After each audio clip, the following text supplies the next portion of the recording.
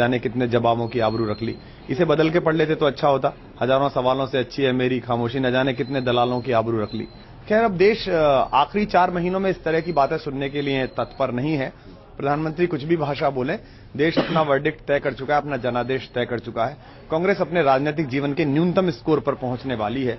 50 तक आंकड़ा अगर कांग्रेस छू पाई तब भी हम समझेंगे कि देश ने उसको सस्ते में छोड़ दिया। सियासत का कोई कैरेक्टर नहीं होता। जब पीएम से पूछा गया कि अरविंद केजरीवाल की पार्टी कांग्रेस के लिए चुनौती है या नहीं, तो जो जवाब मिला उसके शब्द बहुत थे और अर्थ कुछ भी नहीं। Well, corruption is an issue, and certainly the AAP party has been able to make a success of their concern for eradication of corruption. Whether they will succeed or not, I think that only time will tell. नए साल की शुरुआत और आम चुनाव के पहले PM के प्रेस कॉन्फ्रेंस अपने आप में बहुत कुछ कहती है। मनीष जी, आपके उभार और कांग्रेस के सिर पर मंडरा रहे हार के खतरे का एहसास तो पीएम को भी होगा, लेकिन आज जब वो आए तो उनके पास बेधड़क और बेफिक्र होने के अलावा कोई चारा नहीं था। Team news nation.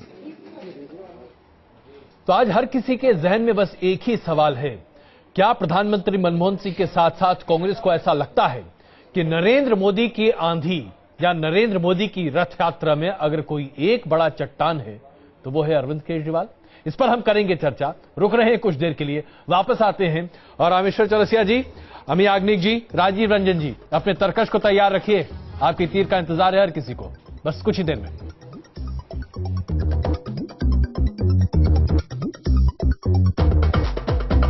जरूर बोलता रहा हूं, I am not going to be a candidate for the prime ministership. अगर मैं कहूं कि एक ऐसा रिफाइंड इंजन बनाया गया है जो सबसे ज्यादा माइलेज के साथ जबरदस्त पावर दे, मानोगे? ऑटोमेटिक ट्रांसमिशन मैनुअल से ज्यादा माइलेज दे। कभी सुना है? नहीं मान रहे ना? और अब Honda presents ID.Tech, इंडिया का सबसे फ्यूल एफिशिएंट डीजल इंजन, और IV.Tech CVT कैटेगरी का सबसे fuel efficient petrol automatic, now in the all new Honda City। भगवान, नौकरी पाने के लिए मैंने क्या क्या नहीं किया।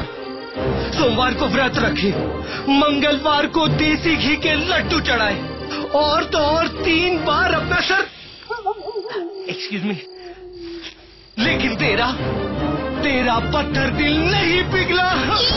रिश्वत लेने और देने वालों के सर पर लोकपाल बिल की तलवार लटक रही है, तो चढ़ावा हटा, किताब उठा। रिश्वत लेना और देना दोनों अपराध है, इससे बाज आई, नहीं तो लोकपाल बिल के जरिए खबरें बनती है आपकी पावर, इसलिए न्यूज नेशन पर हर खबर सोच समझकर। Daddy, don't forget my video game. अरे यार, ये लड़का पढ़ाई में कब इंटरेस्ट है। इसीलिए एक्स्ट्रा मार्क्स का स्मार्ट लर्न क्लास, इसका इंटरेस्टिंग टीचिंग फॉर्मेट हर सब्जेक्ट को आसान बनाए। एक्स्ट्रा मार्क्स, टीचिंग स्मार्ट तो हर बच्चा smart. Log on to www.extramarks.com और कॉल एट 1800-102-5301। जो जोड़ी ये रस्म पूरी करेगी, भगवान उनको 7 जन्म तक साथ रखेगी। जितना प्यार मैं तुझसे करती, क्या उतना प्यार तू भी मुझसे करती।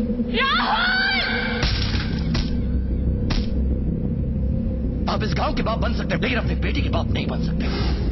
अब लड़ूंगा, पूरे गांव से लड़ूंगा, सिर्फ मीना के लिए, because I love her. Chennai Express premier इस रविवार रात 8 बजे से जी अनमोल पर। It would be disastrous for the country to have Narendra Modi as the Prime Minister. That what Mr. Narendra Modi is saying is not going to materialize. जब भी जरूरत पड़ी है पार्टी फोरम में मैं जरूर बोलता रहा हूं, I am not going to be a candidate for the Prime Ministership.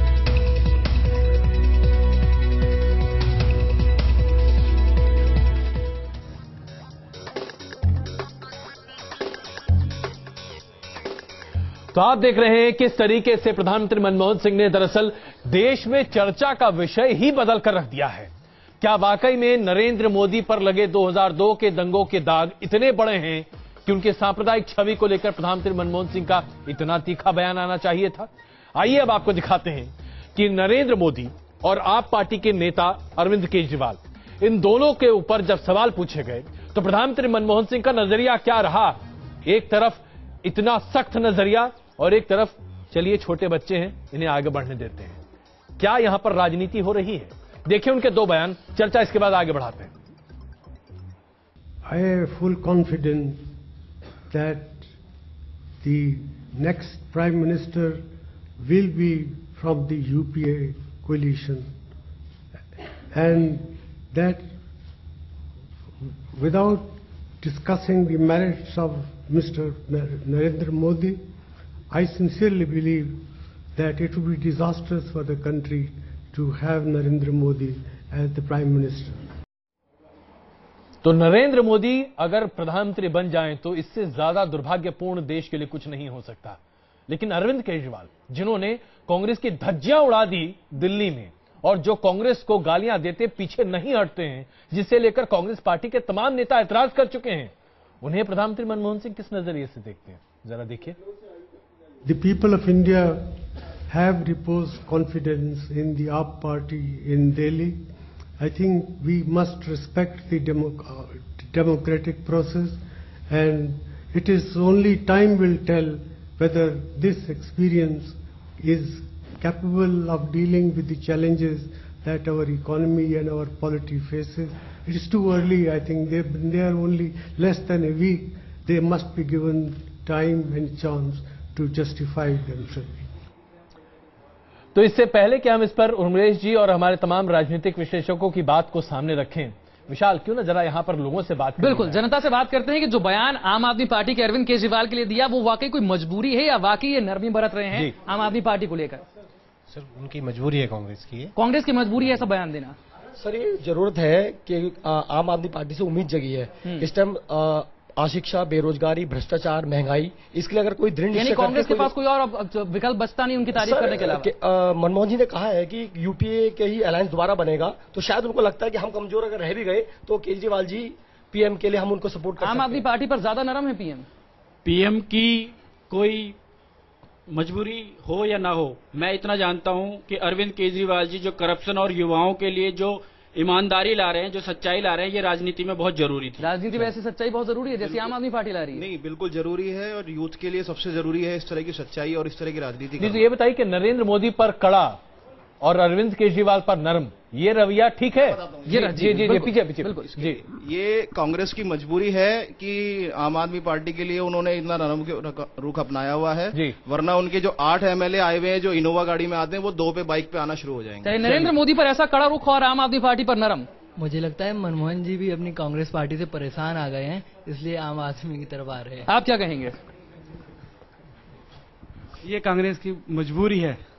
Congress की मजबूरी है ऐसा कहना? चलिए, कांग्रेस का पहले से ये बयान आ चुका है कि कांग्रेस का हाथ आम आदमी के साथ, तो मैं तो कांग्रेस और आप में दोनों में 60 गांठ मानता हूँ। चलिए, सबसे बढ़िया बात आपने कही जो है, सबसे बढ़िया बात इन्होंने कही, कांग्रेस का हाथ आम आदमी के साथ। अमी याग्निक जी, क्या यहां पर आम आदमी को हटाकर आम पार्टी कर दिया जाए?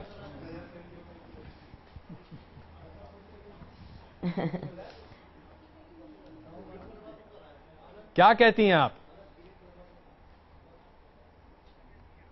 नहीं, आपने जो पूछा जी कि हमेशा कांग्रेस पार्टी तो आम आदमी के साथ ही रही है, लेकिन केजरीवाल जी को जो रिस्पांस मिला है दिल्ली के पब्लिक से, तो ऑनरेबल प्राइम मिनिस्टर ने ऐसा कहा कि उनको 2 चीज, समय और तक, और वो भी उन्होंने बहुत साफ अपना ओपिनियन दिया कि ऐसा ही होना चाहिए। अगर कोई युवा नेता को आप समय और तक देते हो तो वो बताएगा वो चैलेंजेस मीट कर पाता है कि नहीं कर पाता है। अमी याग्निक जी, आपने भी राजनीति बहुत की है और हम लोग भी इतने सालों से राजनीति देखते चले आ रहे हैं। ऐसा बोला, क्या कोई विरोधी दल किसी दूसरे दल के नेता को इतनी तरजीह देता हुआ दिखाई देगा?